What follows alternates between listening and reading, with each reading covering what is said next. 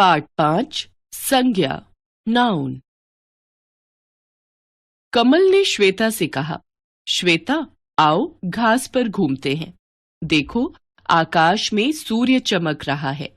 मैदान में पेड़ कितने सुंदर लग रहे हैं। जरा भेड़ और बकरियों के झुंड की शोभा तो देखो, कितने आनंद से पास पास चल रहे हैं।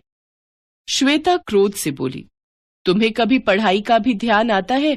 अब पुस्तकालय चलो। बच्चों, इन वाक्यों में आए रंगीन शब्दों की ओर ध्यान दीजिए। ये शब्द किसी न किसी व्यक्ति, वस्तु, स्थान या भाव के नाम की जानकारी दे रहे हैं। अतः हम कह सकते हैं, किसी व्यक्ति, वस्तु, स्थान या भाव के नाम का बोध कराने वाले शब्द संज्ञा कहलाते हैं। संज्ञा के भेद: व्यक्तिवाचक, जातिवाचक, भाववाचक। व्यक्तिवाचक संज्ञा: जो शब्द किसी व्यक्ति, वस्तु अथवा स्थान विशेष की जानकारी देते हैं, वे व्यक्तिवाचक संज्ञा शब्द कहलाते हैं। जैसे सूरज, चांद, ताजमहल, दिल्ली, गोदान, लाल किला, भारत, महात्मा गांधी, भूटान, होली, दिवाली आदि। ये सभी शब्द व्यक्ति, वस्तु या स्थान विशेष की ओर संकेत करते हैं। ताजमहल, महात्मा गांधी, गोदान। जातिवाचक संज्ञा: जो शब्द किसी व्यक्ति, वस्तु या स्थान की संपूर्ण जाति का बोध कराते हैं, वे जातिवाचक संज्ञा कहलाते हैं। जैसे फल, फूल, सब्जी, नगर, नदी, पर्वत, गांव, पेड़, पशु आदि।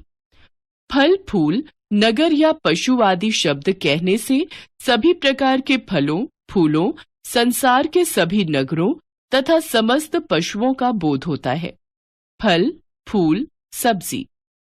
भाववाचक संज्ञा: जो शब्द किसी व्यक्ति या वस्तु के गुण, दोष, मन के भाव या अवस्था का बोध कराते हैं, वे भाववाचक संज्ञा कहलाते हैं।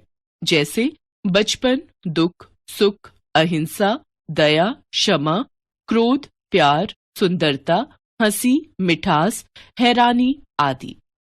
यहाँ एक बात ध्यान देने की है कि इन्हें हम हाथ से नहीं छू सकते। इनका स्थूल रूप देख नहीं सकते, केवल महसूस कर सकते हैं। जैसे यदि कहें गुलाब का फूल, तो गुलाब के फूल का चित्र सामने आता है, पर खुशबू कहने से इसका कोई चित्र सामने नहीं आता, किंतु इसे महसूस किया जा सकता है। भाववाचक संज्ञा के बहुवचन रूप नहीं बनाए जा सकते। कुछ संज्ञाएं मूल रूप से भाववाचक होती हैं, जैसे दया, प्रेम, क्रोध, सत्य, उपकार, करुणा आदि। कुछ भाववाचक संज्ञाएं अन्य शब्दों से बनाई जाती हैं, जैसे जातिवाचक संज्ञा से। जातिवाचक, भाववाचक: लड़का, लड़कपन, मानव, मानवता, सेवक, सेवा, शत्रु, शत्रुता, मातृ, मातृत्व, मनुष्य, मनुष्यता, बूढ़ा, बुढ़ापा, मित्र, मित्रता, नारी, नारित्व, पुरुष, पुरुषत्व, बच्चा, बचपन, दानव, दानवता, देव, देवत्व, स्त्री, स्त्रीत्व। सर्वनाम से। सर्वनाम भाववाचक: अपना, अपनापन, अपनत्व, पराया, परायापन, सम, समता, निज, निजत्व, स्व, स्वत्व, सर्व, सर्वस्व। विशेषण से।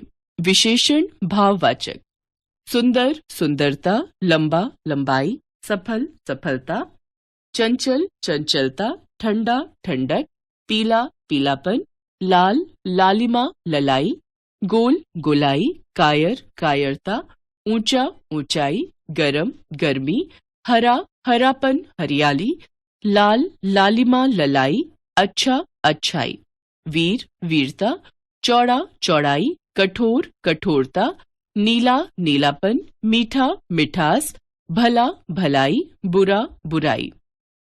क्रिया से।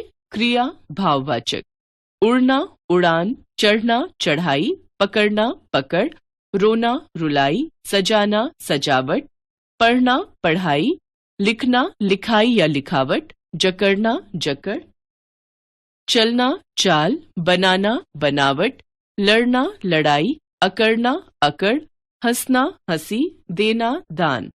दिए गए संज्ञा भेदों के अतिरिक्त संज्ञा के दो अन्य भेद भी होते हैं जिन्हें जातिवाचक संज्ञा के उपभेद माना जाता है। इनके नाम हैं समूहवाचक संज्ञा और द्रव्यवाचक संज्ञा। समूहवाचक संज्ञा: जो शब्द किसी व्यक्ति, वस्तु आदि के समूह या समुदाय का बोध कराते हैं वे समूहवाचक संज्ञा कहलाते हैं, जैसे जुलूस, गुलदस्ता, सभा, कक्षा, झुंड, सेना, जनता आदि।